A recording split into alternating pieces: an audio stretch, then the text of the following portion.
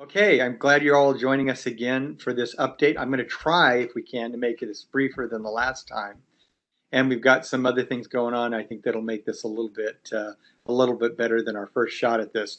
I'm joined today by Tim Watros, who you guys met last time, who's the CEO of our companion company, Digital Advisors.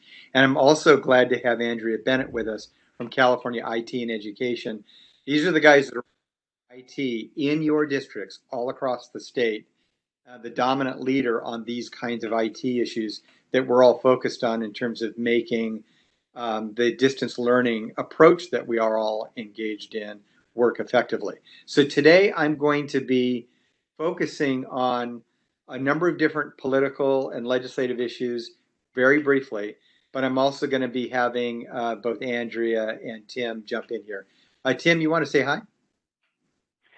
Yeah, hey everybody, Kevin, it's a pleasure to be here. And boy, there's so much news to chat about.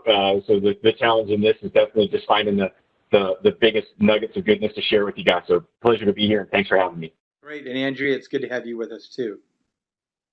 Thanks, Kevin, and thanks for welcoming me. I agree, Tim. There's a lot happening. It's really going quickly, so happy to be here to share some facts with you guys. Thanks. Perfect. So jumping in real quick, the most recent update that we sent you is pretty urgent.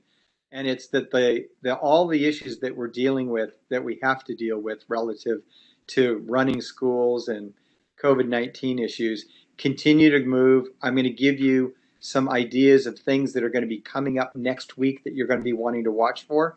But on the advocacy piece that we just sent out yesterday, it is focused on budget advocacy.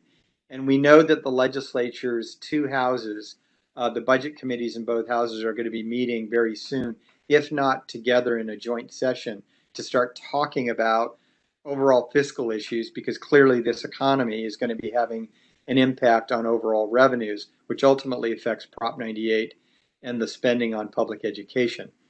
We are concerned about two issues that I really highlight in that update that we sent out yesterday.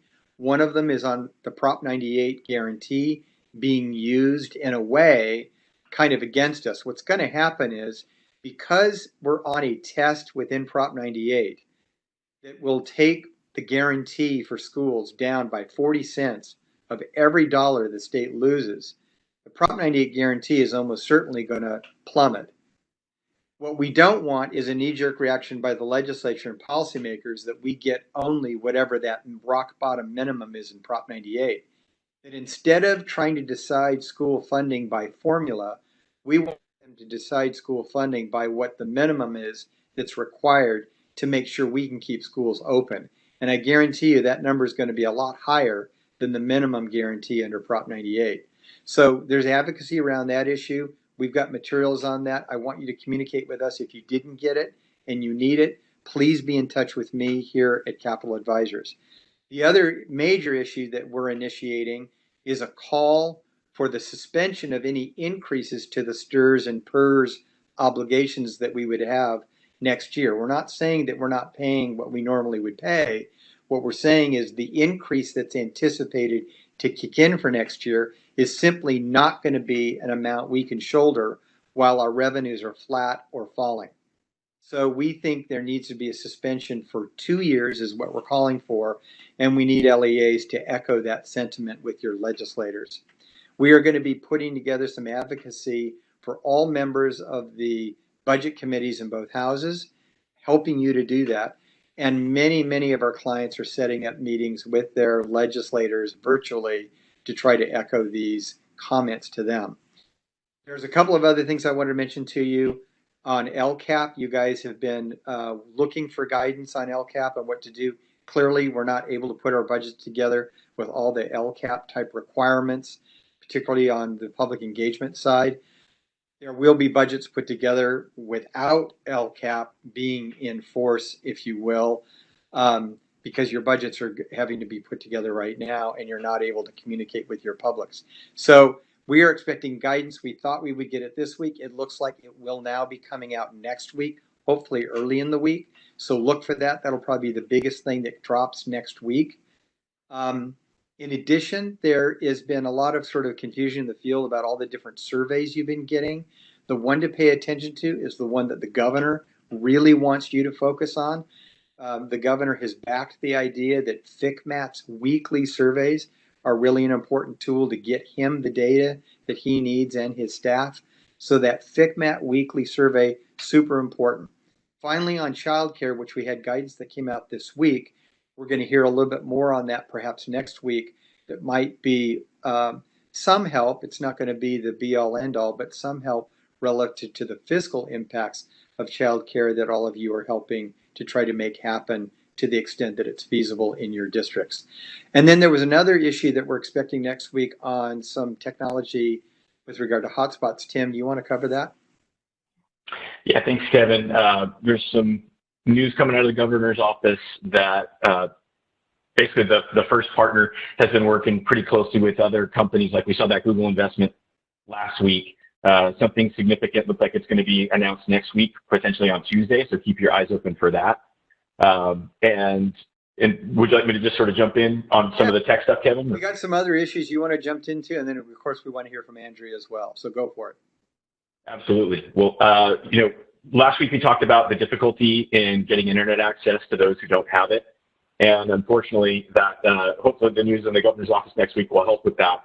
But if you're counting on cable companies to go out and be able to install for your community, unfortunately they're having significant delays or announcing significant delays in going out to install. And then also if there's any sort of challenges on the troubleshooting side. So not to say that that's not the right thing to do, but just make sure you're aware of the challenges and the delays in getting that sort of service out to your families.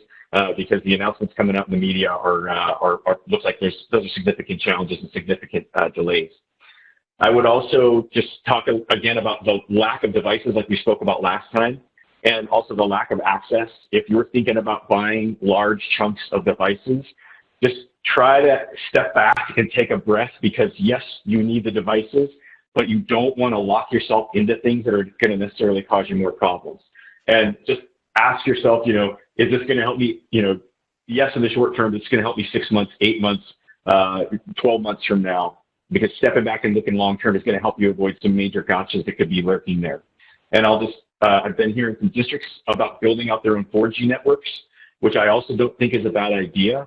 But I will just say, when you're thinking about massive purchases that are going to be, things that take up a lot of cycles from your team, can you start to think in terms of how much is this per student per year to get them the services they need?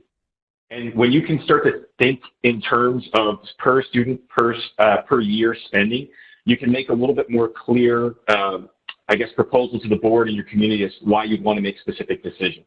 So there's going to be some big numbers out there. Make sure you're dividing them up and thinking about them in the long term. And then my final suggestion is, remember when we were getting all that one-time money from the governor each year, and it was wonderful because we were supposed to address ed tech issues? There's a little bit of a danger in spending one-time monies, which you've been receiving, you may receive more of, spending those one-time monies on technology that you need to last over time. So please just take a moment and ask yourself, am I going to lock myself into something that's great now?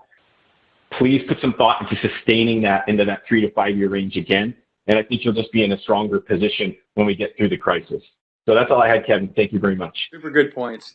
And Andrea, I know you have a few things you want to add too. Yeah, thanks, Kevin. That's great advice, Tim. I just have 3 quick things I want to talk to you about today. First, as you bring your classrooms online, please don't forget about student data privacy and security. Your teachers are going to start looking for apps to make the online experience more engaging, more fun, and easier. And as they do, you want to make sure that the apps that they decide to use are compliant with California, state law, and federal law. So to get started with this, go to studentdataprivacy.net and check out the resources there. You can get access to a portal for free that will show you the apps that are currently compliant. You can sign up for a free login so that you can start inventorying your own apps, and that'll create transparency for your parents as well. And then you can set up a workflow for your teachers so that when they do see an app that they want to use, they can start the permission process to be able to start using those apps. Again, that's studentdataprivacy.net. That's where you go to get started. Secondly, I know a lot of people have legal questions, lots of legal questions about putting your classrooms online. You should definitely talk to your legal counsel about those. We did do a webinar with F3 Law and Future of Privacy Forum, and we addressed the 10 biggest questions we've been getting about putting classrooms online. And the resources for that are on cite.org, that's cite.org, on our COVID-19 resource page. And there's a link for that is right there on our homepage. Now, there's a lot of resources on that page as well, so I just wanted to touch on Zoom very quickly. I know you're hearing a lot of horror stories about Zoom, and if it's the only tool that you have right now to use, it can be used securely and safely for your teachers and your students. There's a couple of IT guys over at the Orange County Department of Education who've created a document to help you set up Zoom correctly so that you don't get Zoom bombed. So check that out also on cite.org's COVID-19 resource page. And lastly, if you're using Office 365 and you need some help with licenses or training or guidance, we've got a great partnership with Microsoft and one of their resellers, SoftChoice. And if you go again to cite.org, look under our resources page, you'll be able to find the information about that program as well. And if you get lost, just contact me directly, Andrea.Bennett at cite.org, and I'll point you in the right direction. And that's all I have. Thanks so much, Kevin, for letting me talk today. Yeah, Andrea, no, and I think we're going to end up having you visit with us. Again, the thing that's so important about Cite, and it's an important resource for all districts, whether you've got a CTO or not, because they're really leading the state in the work that's being done in districts by district staff that deal with IT. So we're really happy to have you, Andrea. Thank you. Thing I wanted to mention that relates to you, Andrea, and to Tim, that I got while we were doing this little broadcast is I just got an email from Chairman Pai of the FCC back in Washington, D.C.